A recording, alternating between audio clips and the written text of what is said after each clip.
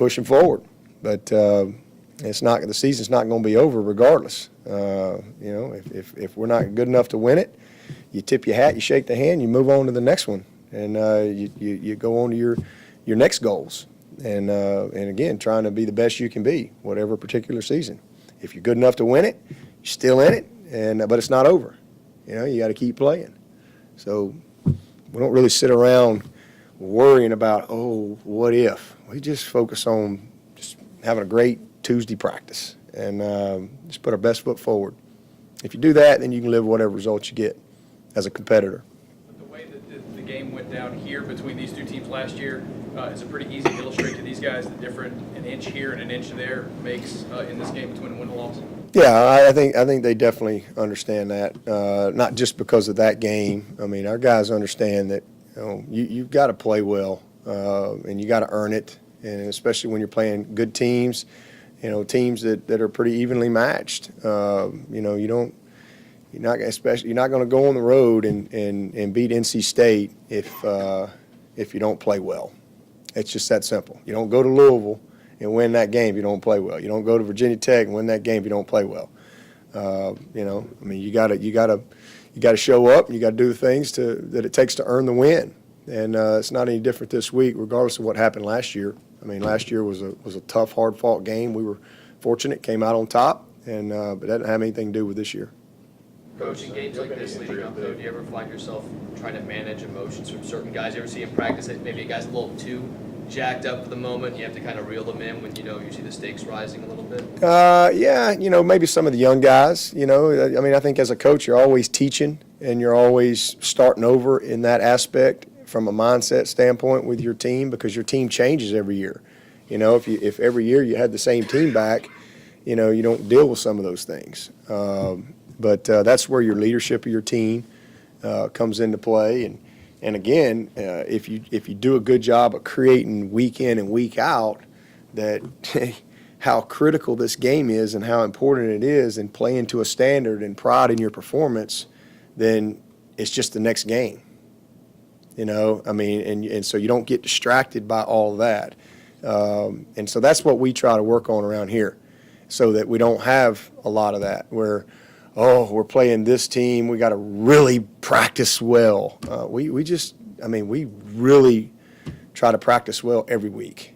And that's what we've probably done as good a job as anything around here. That's why we've been so consistent. But you're always kind of protecting that mentality, if you will, especially with your young guys. Coach, do you have an update on Mark Fields, if he'll play this week, and how he injured his foot? Yeah, he just got hurt in the whatever the last game he played. Syracuse, just kind of hurt his arch in his foot, and just the arch part of your foot, and just had a hard time planting and cutting and doing what he needs to do. But he's pushing through, and hopefully he'll be back this week. But we don't have any decision on that yet. Pre-game, he came out with no cast. Comes out for the game, has a cast on his hand. What happened there? He somehow hit something in his hand, broke something in his hand there. I don't know, some kind of bone, and they put a cast on it. And I thought it happened. I don't think it happened in the pregame. I think it happened like early in the game is when it happened. Because Dan, it didn't happen. We had one kid get hurt in the pregame, but not Tanner. His happened early in the game. Helmet or something hit it, and Danny Poole came to me and said, "Hey, I got to take Tanner in. His hand's hurt, and we're going to X-ray it." Then he came back shortly and said he's got a little broken bone in there, but we can cast it up, and he wants to come back and play. I said, "Okay." Next thing I know, he's out there with a big old club on his hand, padded up. Cast isn't very big, but the padding is enormous. So came back and played. Yeah, it was just early. It was early in the game, like real early. It was sometime in the first quarter. How is Marcus Edmond progressing? He's still coming. He's still not quite ready, but he's practicing. I think it was last week was the first time we put him in green and really cut him loose to do the one-on-ones and all that. But it's just it heart breaks for him because he just wants to play so bad and he's ready to get out there. But you got to be able to. He knows what he can do, and you got to be able to. play to a high level. And I mean, that position is, your feet is everything.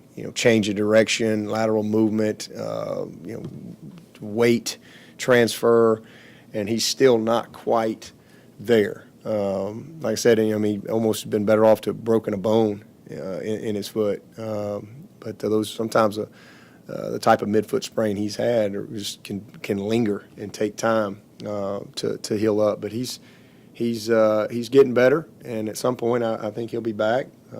But he's still not quite there. You lost some great pass catchers last year in Williams, Scott, and Leggett, but it seems like you have so many more options this season. Kelly's doing a great job distributing the ball. You had 12 different guys catch a pass on Saturday. How much is the luxury is that for defenses not to be able to key on just one or two guys?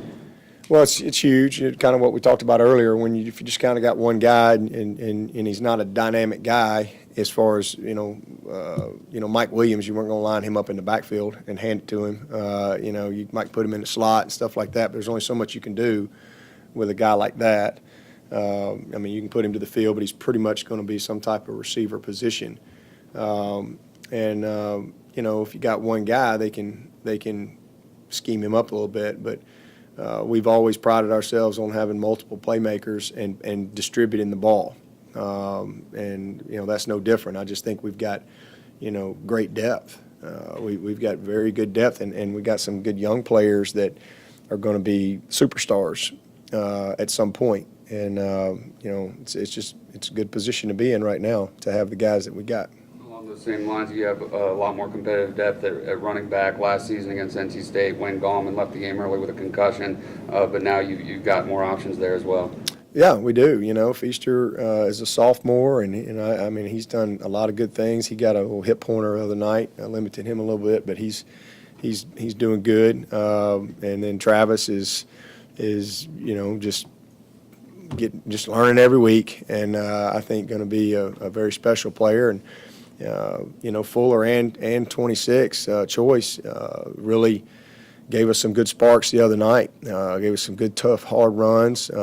Gave us that good veteran, leadership that we needed, especially when Feaster got hit on that hip, and we limited him latter part of the game. I mean, I thought those two guys went in there and did a great job of taking care of the ball and getting some tough yards for us.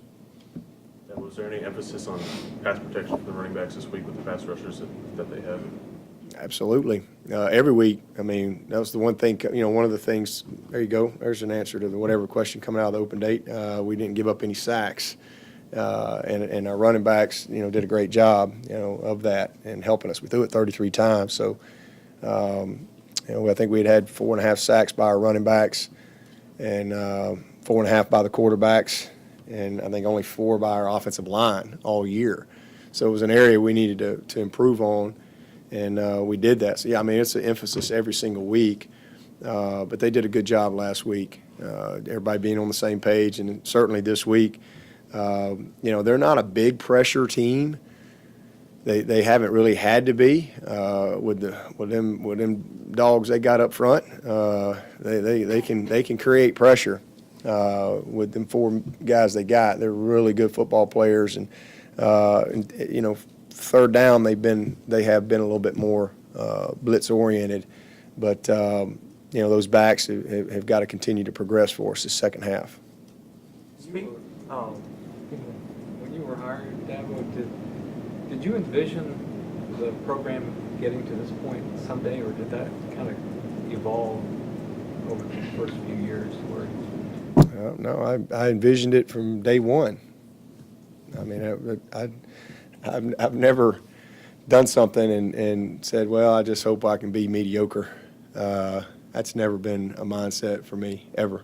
Anything I've ever done. I've always had a vision to be the best I can be. And, I felt like when I got this job that Clemson had the opportunity to be a great program.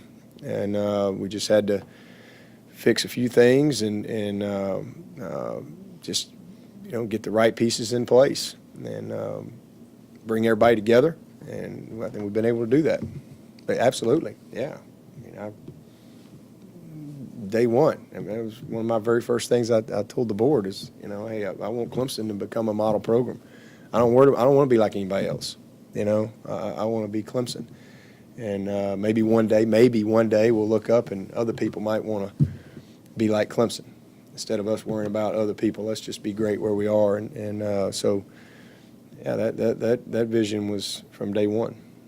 Best is the standard is the saying that's plastered across this building and everywhere. While that saying is pretty self-explanatory, what does that mean to you? Well, it's just, again, sometimes people may take that the wrong way. That's why you don't see win a national championship up there. That's nowhere anywhere. It's never been a goal. That's not our goal. Our goal is to be the best we can be. And so when you talk about being the best, all right, well, now it's in comparison to somebody else. And that's not what we want to be. Our best. So now it's being the best version of you.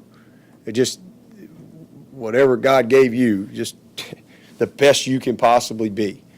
And that's a different way of looking at best as the standard.